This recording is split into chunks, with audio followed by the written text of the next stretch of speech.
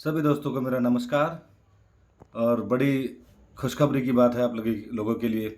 मैंने पहले की सभी वीडियोस में आपको ये बताया था कि छठी काउंसलिंग ज़रूर होगी। कुछ जो निराशावादी छात्र थे, जो पूर्व भर्तियों को आधार मानकर चल रहे थे कि क्या ये भर्ती कंप्लीट होगी या नहीं होगी, उनको मैंने कहा था, क्योंकि मामला न्यायालय के अधीन है, एनआईओएस इसमें सम्मिलित होगा और छठी काउंसलिंग भी इसमें निश्चित तौर पर होगी।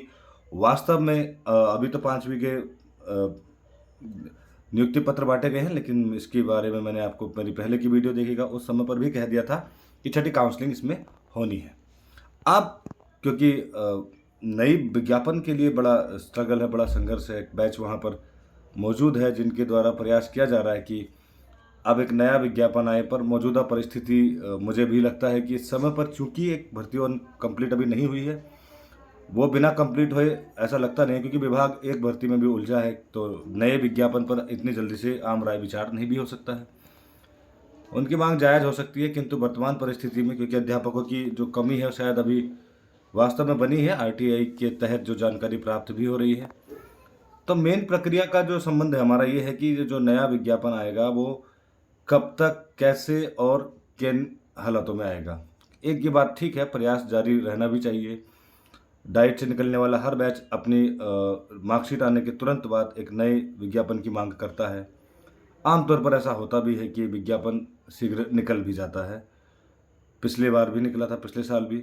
अब चूंकि डीएलएड हर वर्ष होने लगा है, हर वर्ष विज्ञापन आमतौर पर देखे जाते रही है, किंतु इस बार संभावना बनी हुई है।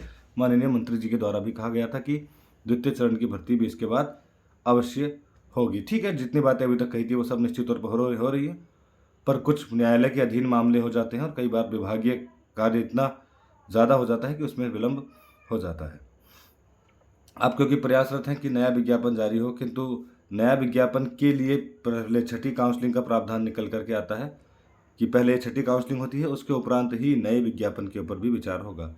अब जैसा कि मैंने पूर्व में भी कहा था कि अभी शायद इसकी जानकारी आपको भी ज्ञात होगी कि नियमावली में संशोधन की प्रक्रिया भी होनी है।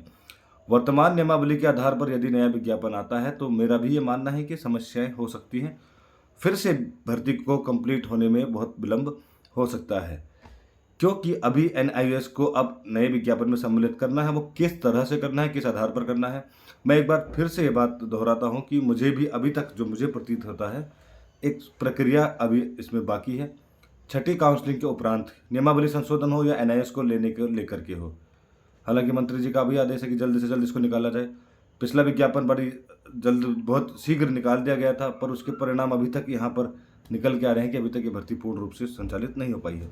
तो विभाग भी इस बार मुझे लगता है कि प्रक्रियाओं को संपन्न करके ही लेगा, और मेरा खुद का ये मानना है कि यदि इस विज्ञापन के आधार पर भर्ती जाती है तो शायद ये फिर से न्यायालय की शरण में जा भी सकती है, क्योंकि इसमें भी सेवारत अध्यापकों को हटाने की बात भी की जा रही थी। एनआईएएस को किस तरह से लिया जाएगा वो भी एक प्रश्न उसमें है। तो जाहिर सी बात है कि अब क्योंकि 3000 पदों की बात भी है, और मेरा खुद का ये मानना भी था, क्योंकि प्रथम नियुक्ति दुर्गम क्षेत्र में ही है, जैसा मैं जानता हूँ, मेरी जानकारी के मुताबिक, हो सकता है अलग भी हो, नियम के मुताबिक दुर्गम और उधम सिंह नगर या हरिद्वार, इस पर हो सकता है कि अब ये प्रश्न लगे कि प्रथम नियुक्ति यदि दुर्गम में है तो इन जिलों में पद कैसे हासिल किए जाए। ये बात भली भांति ज्ञात है कि इससे 2021 में जो विज्ञापन आया था उसमें हरिद्वार और उधम सिंह नगर में इन जनपदों में भर्ती नहीं आई थी, यह कहकर कि दुर्गम प्रथम नियुक्ति आपका आधार है और इन जनपदों में दुर्गम विद्यालय नहीं है, किंतु इस बार सुगम में उनको परिवर्तित कर दिया गया है। तो ये नियमों की बात है, जाहिर सी बात है भविष्य में इस पर भी मंथन हो सकता है। अब चूंकि पद जैसा आरटीआई के तहत 3000 बताए जा रहे हैं, मेरा ये भी मानना है कि उसमें बहुत से पदों के बारे में चर्चा की गई है कि अभी अध्यापक रिक्त होने वाले हैं, पर एक बड़ी गौर करने वाली बात यह भी है कि बहुत से विद्यालय उत्तराखंड में ऐसे भी हैं जो बंद होने वाले हैं, तो उन अध्यापकों को भी एडजस्ट किया जाना इसमें होगा अभी, जैसा मेरा मानना है। और मेरा तो अनुमान ये भी कह रहा है कि जितने अध्यापक रिटायर होकर सेवानिवृत्त हो रहे हैं, उतनी ही तादाद में विद्यालय बंद भी हो रहे हैं, तो ये बैलेंस कंडीशन जैसी मुझे प्रतीत भी हो रही है। अब ये जाहिर सी बात है कि कितने पदों पर विज्ञापन आएगा, मेरा विचार तो 1500-1600 का मुझे अनुमान जैसा लगता है कि इतने पर ही आने की संभावना है। बाकी जो भर्ती का जो सिलसिला होता है वो क्योंकि कार्मिक विभाग से गुजरता है, यदि उसके लिए तमाम मीटिंग्स होती हैं कि कितने पदों पर आना है, उसमें प्रस्ताव बनता है और उस प्रस्ताव के अंतर्गत ही एक फ़ाइल सचिवालय तक होकर जाती है और ये चीज़ें ज़रूर उसमें देखी भी जाती हैं। और जितने शायद आरटीआई में पद हैं वो तो भविष्य को लेकर शायद उसमें 31 मार्च तक के भी दिए गए होंगे।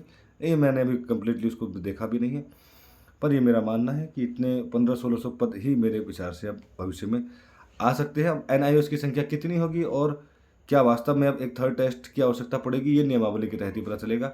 फिलहाल द्वितीय चरण की बात मंत्री जी के द्वारा की गई है, पर विभाग निश्चित तौर पर सीधी भर्ती को किस तरह से आयोजित कराता है, ये अभी तक पता है कि भर्ती बड़ा मुश्किल से कंप्लीट होती है। वो इन पर क्या निर्णय लेगा, ये ज़रूर देखना होगा। मेरा जो अनुमान है अपना, अब क्योंकि मैं आशावादी व्यक्ति हूँ, मैं हमेशा से कहता आया हूँ कि सभी की नौकरी लगनी चाहिए। मैंने कहा था छठी काउंसलिंग होगी, निश्चित तौर पर नौकरी लगनी चाहिए। नए लोगों के लिए भी मैं कहता हूँ, लेकिन मैं ये भी चाहता हूँ कि प्रक्रिया के अंतर्गत हो, ताकि फिर किसी न्यायालय की शरण में उन्हें ना जाना पड़े, एक साल तक भर्ती ना लटकी रहे। बेहतर है कि 1-2 महीने का यदि इसमें प्रक्रिया में विलंब भी होता है, लेकिन नियमावली और नियम बिल्कुल एक सुचारू रूप से चलते रहें और समस्याएं इसमें ना रहें। और मेरा जो विचार है, मुझे लगता है कि जुलाई अगस्त के बाद, मैं अपनी तरफ से कह रहा हूँ, उसमें कोई उसको अन्यथा भी ना ले। मेरा अपना कहता है जुलाई अगस्त के उपरांत ही भविष्य के मुझे संकेत नज़र आते हैं द्वितीय चरण का। अन्यथा की स्थिति में वो तो एक ये भी है कि द्वितीय चरण कराना है तब, अन्यथा की स्थिति में तो मुझे ऐसा लगता था कि इस वर्ष शायद रुक नहीं भी आती। पर ये मुझे अब लगता है कि बच्चों की जो प्रतीक्षा में है, उनके प्रयास और अन्य चीज़ें शायद अनुकूल करें उनके लिए, और उनको करना चाहिए। और मुझे उनके लिए भी भविष्य के लिए शुभकामनाएं हैं कि वो बहुत जल्द विद्यालय में पहुँचे, अध्यापक बन के वहाँ पर जाए। और क्योंकि एक मेरी तो अपनी एक व्यक्तिगत राय होती है, और मैं व्यक्तिगत चीज़ों को इस मामले से बिल्कुल अलग रखना चाहता हूँ। और क्योंकि मैं एक डाइट डीएलएड का अभ्यर्थी भी हूँ, तो उस पीड़ा को मैं समझता हूँ कि वो किस मानसिक स्थिति से गुजरते हैं। और जाहिर सी बात है कि आपकी जल्दी से जल्द जॉब लगे और आप बेहतर विद्यालय के लिए कर पाएँ। धन्यवाद।